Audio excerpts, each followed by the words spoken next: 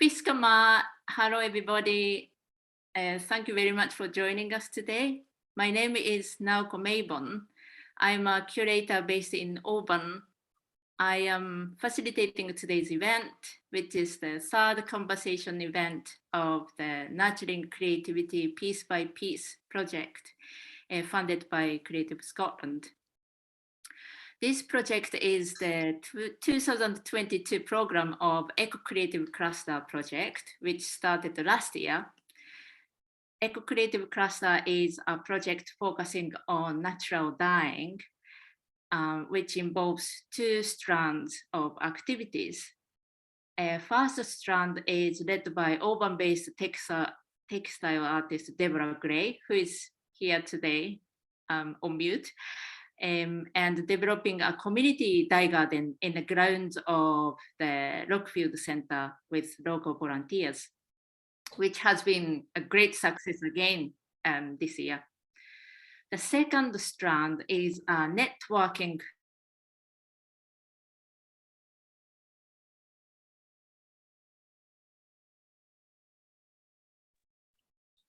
virtually meeting practitioners from different localities in the world who also work on natural dyeing. And the artist we meet today is Susan Martin. Hi, Susan. Susan is a textile designer specializing in natural dyeing, mainly using plants grown in her garden and collected from a local woodland in Pembrokeshire in Wales. Susan's work evolves through developing colors from natural dyeing and teaching natural dye workshops. She is continuously fascinated by the potential of plants and is mindful of sustainability, both of fibers and dyes. As an active member of the local gardening group, Susan leads the development and management of the dye garden at the National Wool Museum in Drefach Felindre. For the last 5 years, their dye garden has won the prestigious Green Flag Community Award, which is given to the country's best green spaces. So now Susan will give us a presentation. And after that, I will give a few questions to her before opening up the floor to invite questions from the audience. So feel free to put your questions, if you have some, to the chat box. We will come back to that later on. So thank you and welcome, Susan. Over to you. Thank you very much. Noswaith croeso I Gymru, Susan Martin Adui. So good evening, welcome to Wales. I'm Susan Martin. Right, if you could start the first slide for us, Naoko. Okay.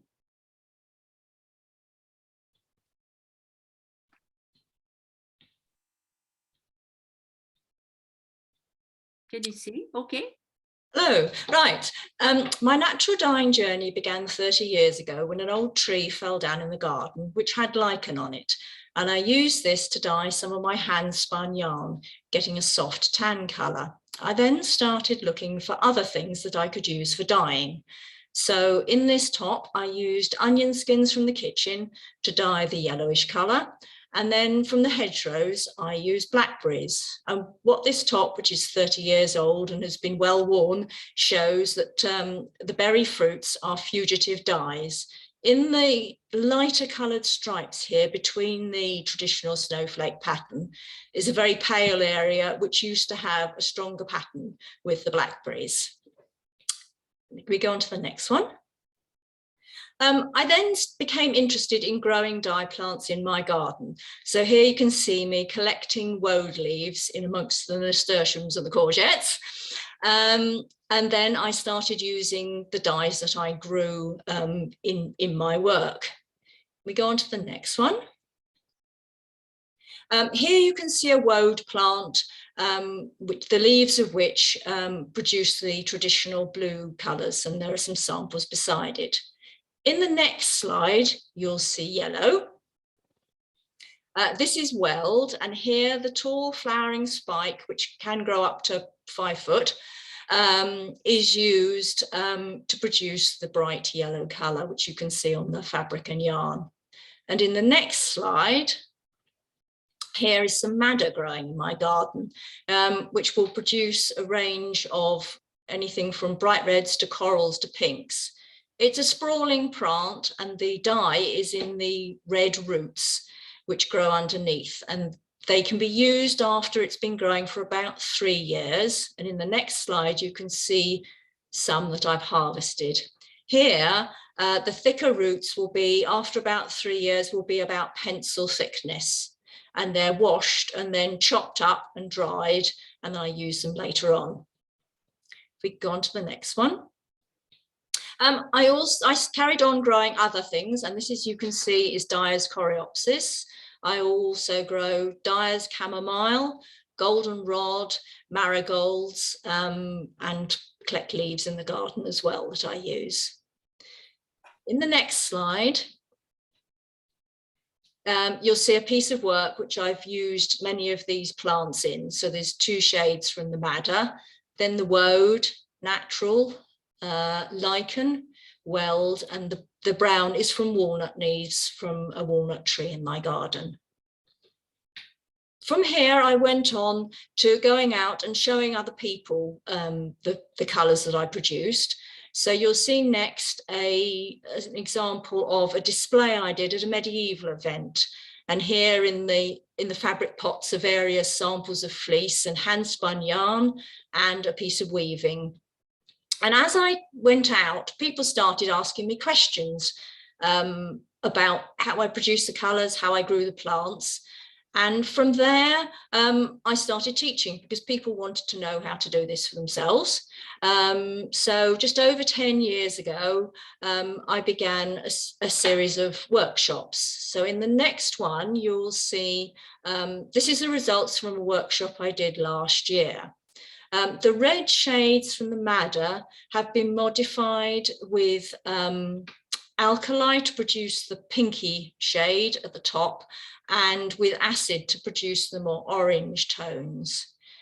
In this workshop, we also used goldenrod, weld, and Dyer's coreopsis, and some of the goldenrod we modified with iron to give the grey greens at the bottom. Next slide, please. The other aspect that Naoko mentioned earlier on was work in a woodland. All these colours have been produced from willow.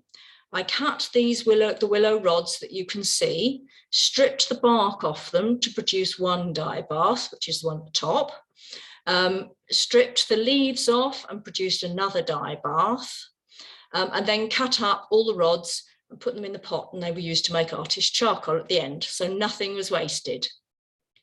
The samples, I'll start from the left. The left 2 samples these are wool. They were mordanted with bramble leaves, and the left one is the leaves and the right one is from the bark. The centre 2 ones were modified with iron, and the ones on the right were mordanted with alum. Again, leaves produce the more yellow shade and the bark produces the more tan shade. Can we have the next one, please? Here you can see more samples from the woodland. The group of yarns on the left are all dyed with different types of lichens.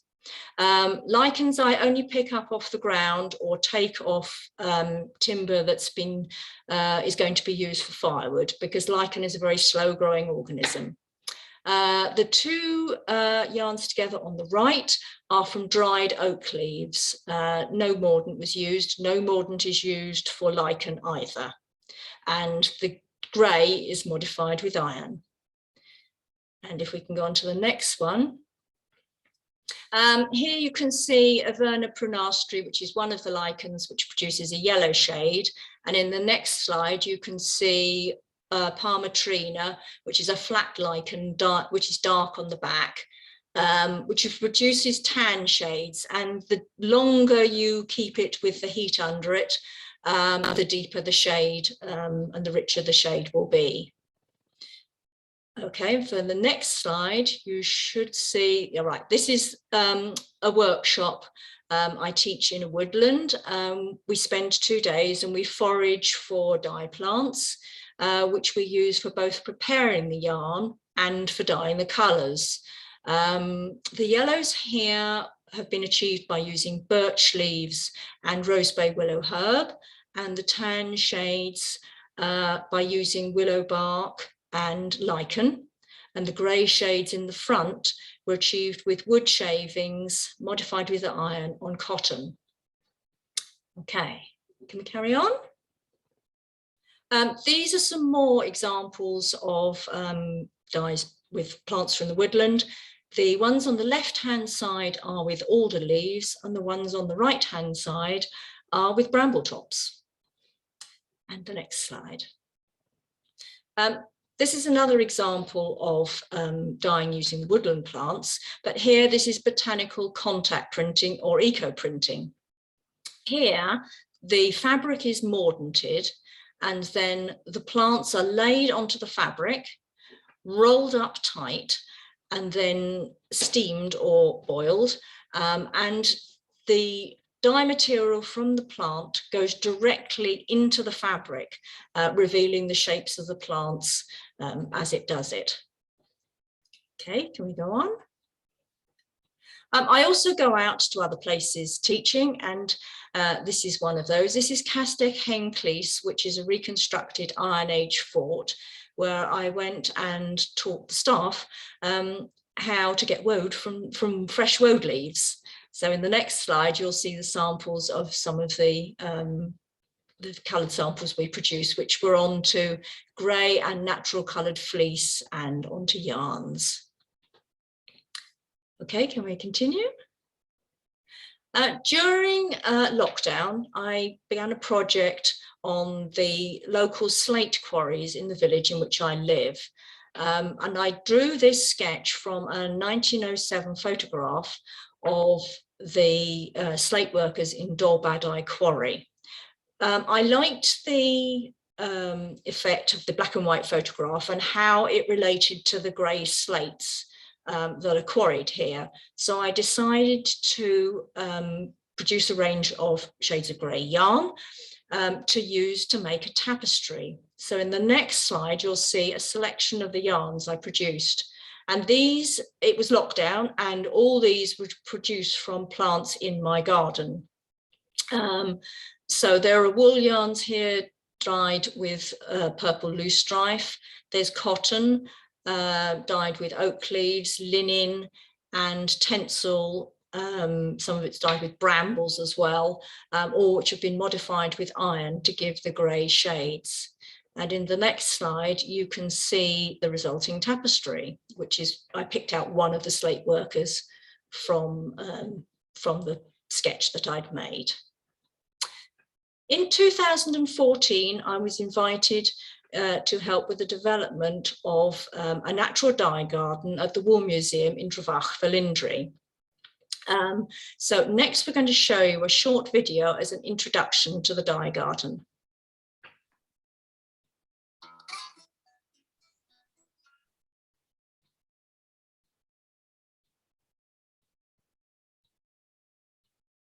In 2014, and has been looked after by the volunteers since then. We grow a range of traditional dye plants and a mixture of other garden plants which are good for dyeing. This year we're focusing on biodiversity in the garden and trying to increase the range of flowering plants that are attracted to insects. So plants that have got nice open flowers are good for the insects to land on. We've also introduced more sustainable measures, and we make compost in the garden. So we use waste plants, which we chop up and put in the composting bins we've made, and then we put the compost back onto the garden to enrich the soil. We've also got other plants in the garden which are textile related. So we grow lavender, which was used to scent fabrics and as a moth repellent. And we also grow teasels in a wild part of the garden. These are used in the textile process for detangling fleece before the carding cloth was invented, and they're also used for finishing cloth after the fulling process to raise the nap. For the last 5 years, the garden has received the Green Flag Community Award as a community garden. These are the samples I dyed earlier on today. So this is the weld, which has come from this plant here, from the leaves and the flowering spike, which will grow right up here. This red is from the madder, which is this sprawling plant here, which has got lovely red roots underneath in the soil. And this is from the Dyer's Coreopsis flowers, which is in another bed in the garden. Both weld and madder are traditional dye plants that have been used for a long time and were part of the medieval triumvirate of plants, along with woad, the blue dye, which grows in a bed just over there. So this is Dyer's chamomile, which produces this bright yellow colour, and when over-dyed with woad, you get a green. So this plant is woad, and the leaves of the plant are used to produce a blue dye there. And this plant is a dahlia, a non-traditional dye plant, produces the colour you can see there. These colours have been produced from plants in this bed. So the soft honey colour is produced from the heather flowers, the yellow from the marigolds, and the other colour is from Dyer's Coreopsis.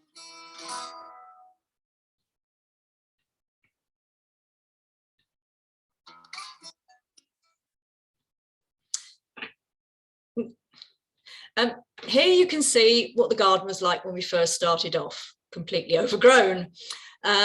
So the gardening club, Drefach Felindre Gardening Club, started by clearing all the raised beds in the garden. And then with the help of the children from the eco group of the local primary school, we started to plant out the beds. So in the next slide, you can see the children working with the gardening club members, planting out heathers in the first bed in the garden.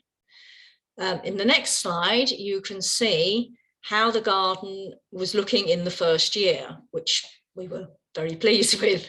At the end of the first season, we had a workshop to show what could be produced from the plants. In the next slide, you can see one of the garden volunteers looking after the pots in the workshop. It was a great opportunity to show both the gardeners and the children what could be achieved from what they were growing. In the next slide, you will see woad dye being poured. And if we can go on. Here are a couple of the children looking at the results at the end of the day, which everyone was justly proud of. In the next one, here you can see a display of all the samples we produced in the first year at a museum event. Okay. As mentioned, this is the Green Flag Award, which the garden achieved in 2017. So here are the children from the Pembrokeshire School Eco Group with their teacher standing by the bed, which they tended, with some of the Dye Garden volunteers and Anne Whittle, the museum manager. We can go on. In 2018, we were visited by Dr. Poppy Nicol, a researcher for the Sustainable Places Institute in Cardiff Museum, who told us about the economic botany collection. After this, we contributed dried samples of many of the dye plants from the garden and corresponding dyed samples onto wool and descriptions, which have now gone into the botany collection at Cardiff Museum. And the next slide. Here you can see children helping one of the gardeners to dig up the madder plants after they've been in for about 4 years. And next. In 2018, the school children were involved in a heritage project about the industrial heritage of the textile industry in their area. And the whole school attended a natural dye workshop, which we did. And many of these samples were dyed onto Welsh tweed, which then went in as part of their project. And the next. This year, we decided to reorganise the garden. So we dug out the beds and they are now colour themed. So in each bed you will find grouped together plants which produce colours, similar dye colours. So in this first bed, you can see the little blue bit on it.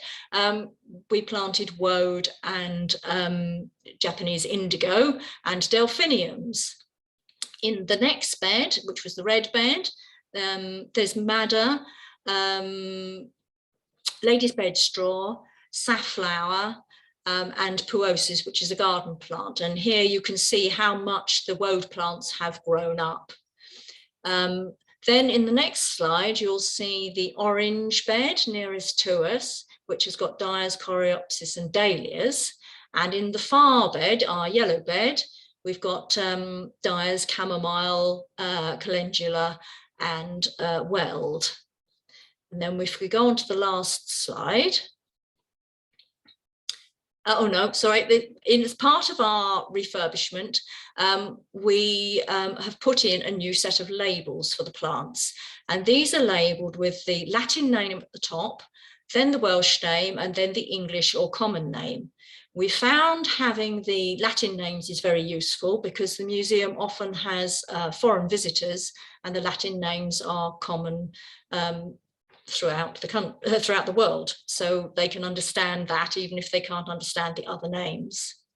And if we go on to the last slide, here you'll see the garden which was taken about a month ago, which has grown up beautifully this year, and the green flag flying, we won the Green Flag Award again this year. Thank you very much. Oh, thank you very much, Susan. Are we coming back? You're not seeing my screen anymore. No, I'm seeing you. Well, thank you very much, Susan. There's so many colors and activities and different plants, and it's really vibrant presentation. So thank you very much. It really shows what you're doing in your area. Thank you.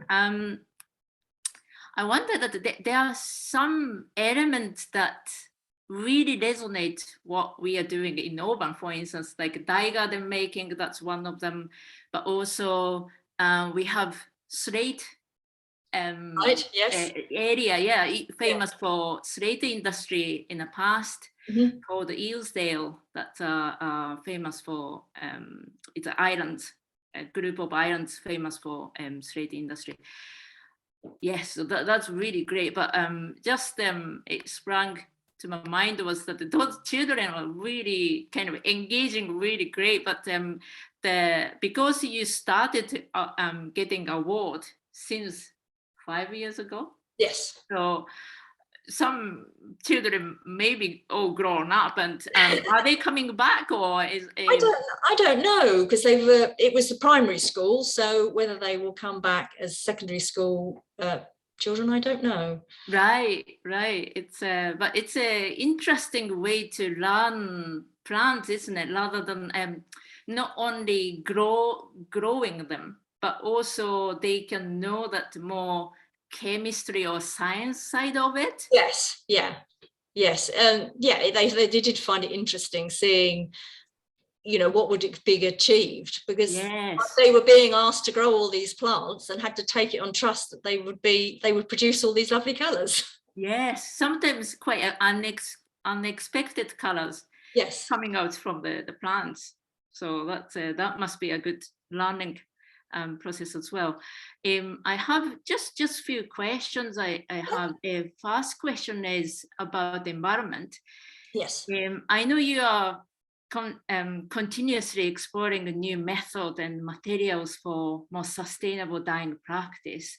Can you tell us a little bit more about that? Right, well, I try to use materials that are either locally sourced or recycled or from sustainable sources. So fleece I will use from local flocks of sheep. If I use yarn, I try to use British fibre. Cotton, I've discovered some nice recycled cotton, or I use organic. And I've recently been dyeing onto hemp fabric, which is quite a sustainable fibre and is also lovely to dye onto. I also am very mindful of how much energy I use in dyeing, so how much I'm heating things up. So where possible, I dye cool if I can, and I use a lot of soaking, so I don't rush the dyeing process. I will soak yarns before I put them into the dye bath, put them in and then heat them up and then leave them in the dye bath until it's completely cold to maximize the uptake of color. And when I'm mordanting, particularly if I'm using, say, alum mordant, I will reuse the mordant bath, say, 3 times. Which means I've saved on water, I've saved on resources. I do add extra alum in the second and third uses of it, but I'm not using as much as I would otherwise, because it's not completely exhausted after the first time. So it's tweaking things all the time. And for some of the dyes I use, I don't need a mordant, which you're cutting out one stage of the process. So you don't have to heat them up. You don't have to use 2 lots of water. So I've achieved some nice colours with willow bark, for example. And because they've got tannins in the bark, I don't need to use a pre-mordanting process. So I just try and learn and tweak things continuously as I go along.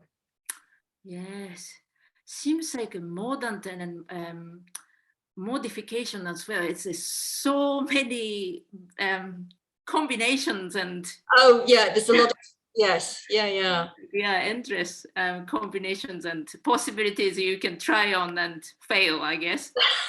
Well, no, I don't know about fail, but you learn by what you experiment with and hopefully build on that as you go along. It's a continuous sort of process, really. Yes. Oh, that's wonderful. Thank you.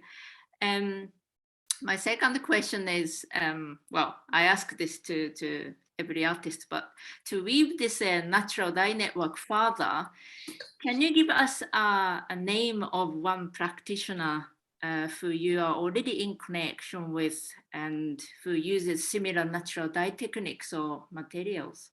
Right, well, I've been talking to Caroline Nixon, who's an amazing contact botanical dyer and produces wonderful prints using leaves and natural dyes, and she's also very keen on sustainable sources, so she uses plants from her garden, and her natural dyeing techniques. She is very respectful of the environment in her choices of techniques. So yeah, I've been talking to her recently. Ah, so she's also based in Wales? No, I think she's in Warwickshire. I'm not sure exactly. Seems like there is a quite a good network of dyers, natural dyers out there, or you're part of. There's a lot of craftspeople in Wales, so there's a lot of very creative people in the area in which I live, which is good, and I'm part of the Guild of Weavers, Spinners and Dyers. Yeah, so that helps as well. Ah, that's lovely. Well, thank you so much. Thank you, Verity put Caroline's information in the chat box, so if you are interested, please. Oh, she makes some lovely prints. They're beautiful. Oh, that's great. I feel like I talk enough, so maybe gradually open the floor by asking Verity's help to look into the chat box, maybe. Yeah, we've had some few questions from people. So from Right. Carolyn in Llanelli, she says, did you find the lichen dyes to be fugitive? No. The lichen dyes that I use, which I use by heating them up in water, I've found to be very fast. There's another area of lichen dyeing where you treat the lichens with ammonia and you get purple shades. Those, I think, are more fugitive, because purple and red shades tend to be more fugitive, except for madder, which is very good. I haven't found suitable lichens in my area to produce the purple shade, so I don't have experience of that. And our next question is from Liz, who asks, are there any soil types that work well for the plants? Okay, good question. Yes, some of the plants prefer an alkali soil. Weld and madder are both enhanced by being in an alkali soil, and also weld, you'll get a stronger yellow if you put a teaspoonful of chalk in the water when you're doing the dyeing. It is a pH sensitive dye. Thank you. And our next question is from Jo, who says hello from South Wales. Hello. She enjoyed visiting the garden in June and wondered if you could say more about how you use delphinium. Right, okay. I've used delphiniums in contact dyeing. They make nice, the flowers make nice prints. They have also, I haven't used them a lot. They make a lovely marker for the blue bed. They can be used in frozen dyeing. So if you freeze the flowers and then pour hot water over them and use them for dyeing, you can get a kind of greeny blue shade from them. I haven't done it a lot, but I believe you can. Fantastic. Our next question's from Carolyn again, who says, how do you manage to keep the slugs off the woad? Because they've been ravaging hers. I don't really know. We've also had cabbage white butterflies on the woad this year. The plants are full of holes. They're a nice green leafy plant, so they do like to get eaten by things. However you keep slugs off anything, really, it's not easy. Our next question is from Alison, who said, you've touched on this a little bit, but could you explain, maybe do a top line again of the process for fixing the dyes for some of the various different plants? A few examples, maybe. Right. Well, I usually pre-mordant fibres, and my pre-mordants will either be alum in the form of alum potassium sulfite, which is a naturally occurring mineral and is the least toxic of mordants. You can dispose of alum safely in the garden, on soil, away from pets, animals and water sources. So that's the safest mordant. So I would pre-mordant with that. And I sometimes use tannins from plants to pre-mordant. So I will use brambles, I've used oak shavings, and I've used willow bark. I particularly use the tannins when I'm pre-mordanting cellulose fibres. They can be used on wool, but they're not a true mordant, they're an assistant. Does that help? Does that help, Alison? Feel free to come in. Yeah, I'll ask you to unmute. Yes, it does. Thank you. Oh, fantastic. Good. Good. And then our next question is for Deborah Gray, who's been managing, as Naoko said, our own dye garden here at the centre. And she said it does really resonate with what we're doing here, which it does. She loves the colour coordinated beds, but she's wondering how you manage to rotate the plants, given that some plants are annuals or biennials or perennials. Right, okay. Yes, we will have, some plants are perennials, so they will be constantly in those spots. We do have to thin them out and cut them back if they overgrow a bit, which is can be a problem with a perennial plant. We had to take the golden rod out of the beds and put it in a separate tub because it was a bit of a thug and tried to take over. because we're making compost as well, we can keep refreshing the soil all the time by adding our own compost to it, which does help when we want to replant annual plants in. And we do use the addition in certain areas of a bit of lime to help things like the weld and the madder. Great. Great answer. Fantastic. And then we've got some more questions, which is great. Thank you, everyone, for these in. Oh, well, as we're on Deborah, I'll ask the second part of her question. Okay, fine, yes. She said, what proportion of alum do you use on wool? She uses aluminium acetate for cellulose. Right, on wool, I use 8% alum and 7% cream of tartar. For cellulose fibres, I have done some mordanting with alum acetate, but I quite like using a two-step process where in the first stage, I mordant with tannin, and that will be, once it's been heated up, it's then left cold to soak for 24 hours. And then I do the next step with alum potassium sulfate rather than alum acetate. And again, that is done as another 24-hour cold soak. Okay, can I just say, yeah, we mostly, or I mostly do cold mordanting throughout. Right, okay. Yeah, and so I've found that aluminium acetate is a bit more effective if I don't want to heat up with. Oh, okay. Okay, fine. Yeah. I've used alum acetate wool. But if you, so how long do you leave it to soak cold? Maybe 24 hours. Yeah, okay. Right, well, I'll try using it cold next time. But that's a pretty strong solution as well. Really? Okay. I learned with Michelle Garcia, and he's making up really a saturated solution, and sometimes not leaving it for as long as that. It depends. If I've got a large bulk of fabric, I'll dilute it down a bit and leave it longer. I tend to use the very concentrated saturated solution more for paper, and that's only a few seconds. Oh, right, okay, yes. Yeah, I do mordant paper as well, and I do contact dyeing with the paper, mordanted paper. Okay, thank you, Susan. Very interesting presentation. Thank you. And we've got another question from Jo, who says, thank you for asking about delphinium.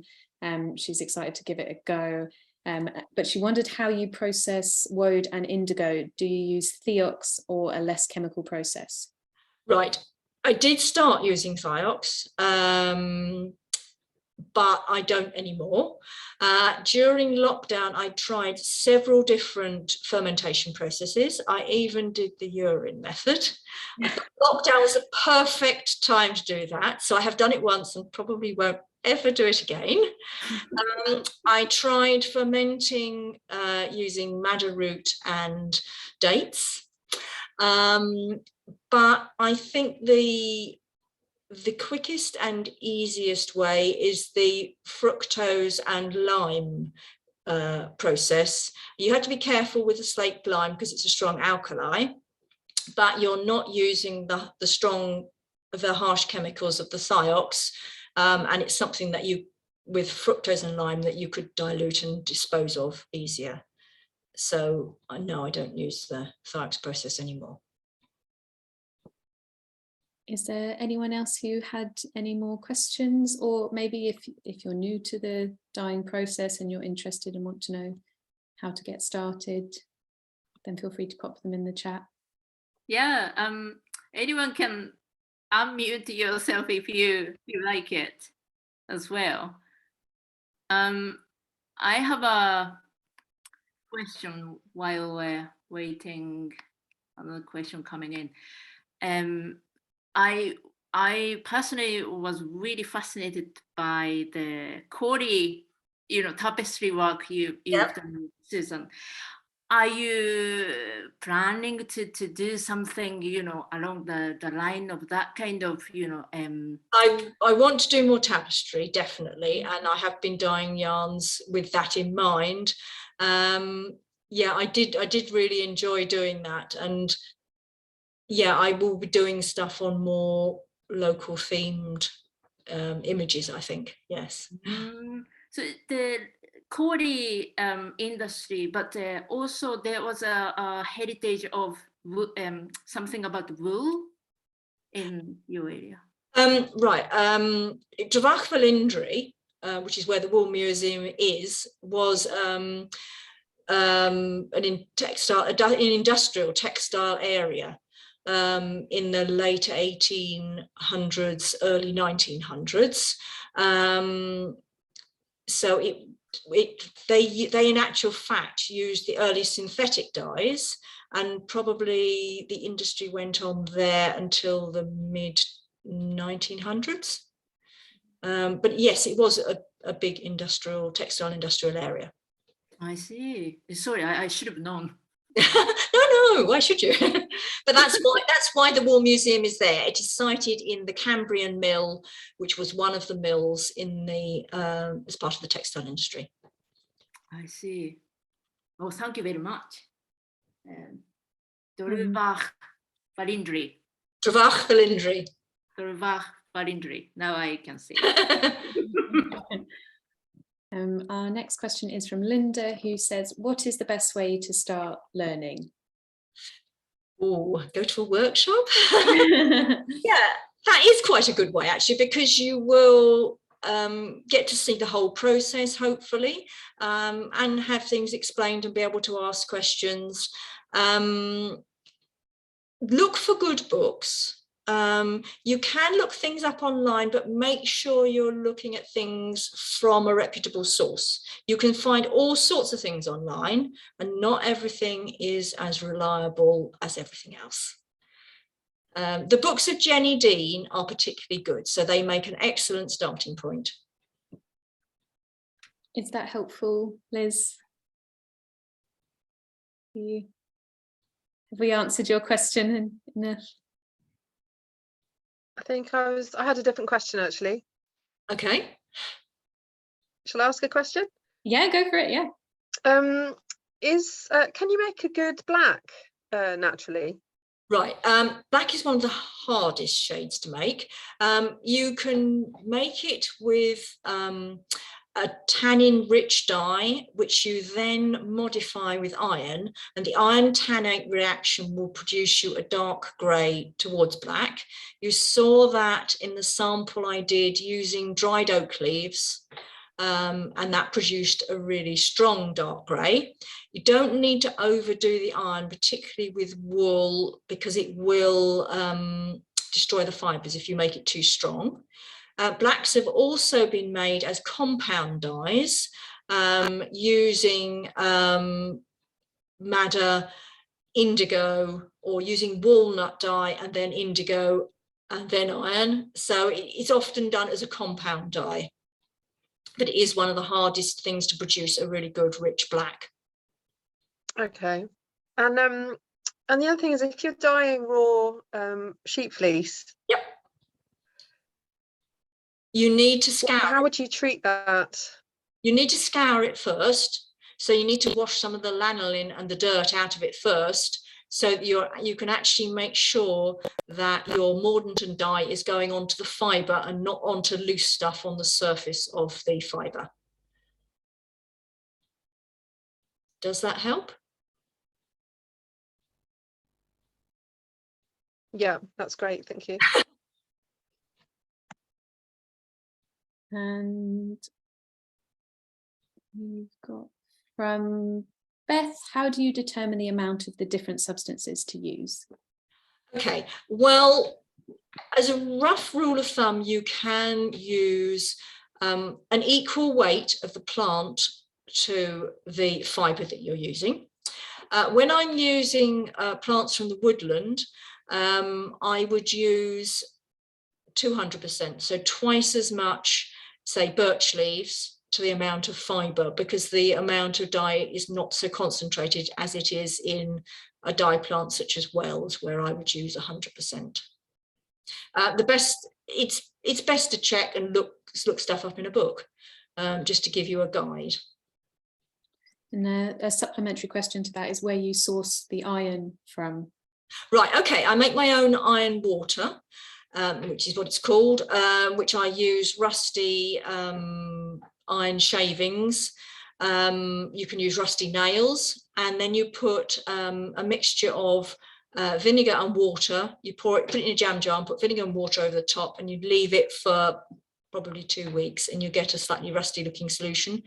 And then I put that into the dye bath at the end. You take the fibres out of the dye bath and then put in, say, a couple of spoonfuls in.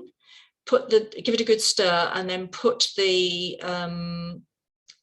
fibres back in. And as you'll see it change colour. If you haven't used enough, then you can add a little bit more. In actual fact, I keep a separate pot, and I put the iron modifying solution into this pot, because I don't want, it can easily discolour things. So I keep a separate pot to do my iron modifying in, so that I don't discolour my dye baths. Brilliant. And I think that's the last of our questions, unless anyone has any last ones.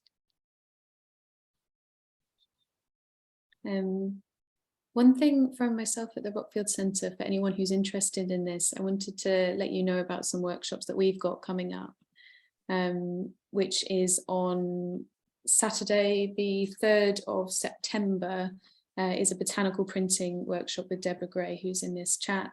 And then we've also got an in-person workshop with Thomas Keys, who was our first online talk actually on the 16th and 17th of September. And he's teaching a Celtic manuscript design course on traditional parchment made from deer skins and using natural inks as well. So those are opportunities for you to learn in person or to continue on and watch back this talk with Susan and also our next one as well. Which I'll pass back to Naoko to give us an overview on. Yeah, well, thank you so much. Feel free, we have like 9 minutes, so feel free to put more questions if you have, but I am quite surprised to see that how many dyers in this place. That's quite, Liz, you seems like you do natural dye, and Deborah, and Drusilla,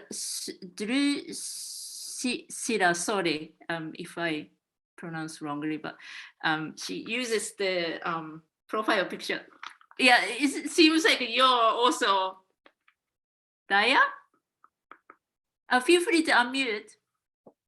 Yes, I'm a printmaker primarily, but I do some natural dyeing as well. So, yeah. Right. Where are you based? I'm in Shropshire. Shropshire. Okay. Yes, quite a long way away. But I'm very interested in well, getting a dye garden together on my allotment. It's been difficult this year because of the weather being so dry. Yeah. It's been hard work. Yes. Yeah. But I was very interested to see your my woad at home has suffered dreadfully. It hasn't grown very well at all. Yeah. How is the heat wave over there? It's not as hot now, but the ground, despite a little bit of rain, the ground is still very, very dry. I see. Well, thank you. But yeah, seems quite lots of natural dyers in this space, and that's quite enjoying to hear all the tips and tricks. But yeah, thank you very much. As Verity mentioned, the next event is the conversation event is in this same space, like Zoom space, but with Living Blue, which is a Bangladeshi social enterprise producing indigo. And that's on 29th of September, Thursday. But because of the time difference, it's going to be for UK time, it's going to be lunchtime talk, so 1 p.m. But it's quite, I don't mean to boast about this, but well, I need to boast about this. Go on. It's quite a rare chance to hear about what they are doing in Bangladesh, because when I was researching, I don't think I came across a lot about their talks, because they give talk quite a lot, but sometimes in the academic conference, which is sometimes, you know, quite closed. So it's quite good opportunity for to hear about what they are doing, how they produce indigo. They are the, if I understand correctly, they are the largest indigo producer in Bangladesh. So and a very traditional people. So I'm quite excited about hearing what they are doing. So please come back to this space. It's lovely to have you all to this space, and then it's really fascinating to hear that oh, I'm doing this way, no, I'm doing try this way, this worked better, and that kind of discussion is quite fascinating. So any comment, anyone? Oh, some comments. I have seen that we've got Thiru with us today as well, who will be our another online artist talk that we're doing the following month after Living Blue. So I'll pop that in the chat as well, because you can sign up for them, all of them now. They're ready to be booked onto, and then you'll get a reminder when the talk's on. Oh yeah, that's right. Furio Konjo, who is in this space, if you're hearing Furio, he is the fourth artist, right? Fourth.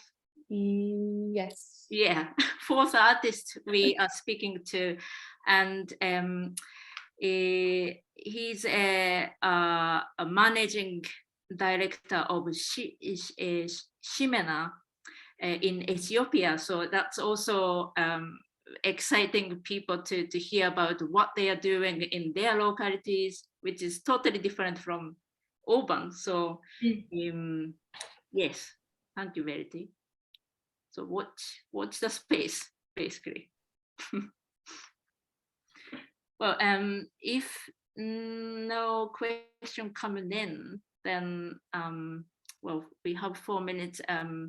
Thank you very much, Susan. How did you find this? That somehow did you enjoy? Or Yes, I did. Yes, thank you very much. That's great. Well, in the future, ideally, if we could welcome you to Oban, and if we, you know, visit you. Yeah, it'd be lovely. Yeah, I'd love to come up and see your garden and see what you're doing. That would be great. Yeah, that would be great. I don't know the travel situation. I mean, how many ferries, how many trains involved? I'm not quite sure, but I'll work it out. Yeah.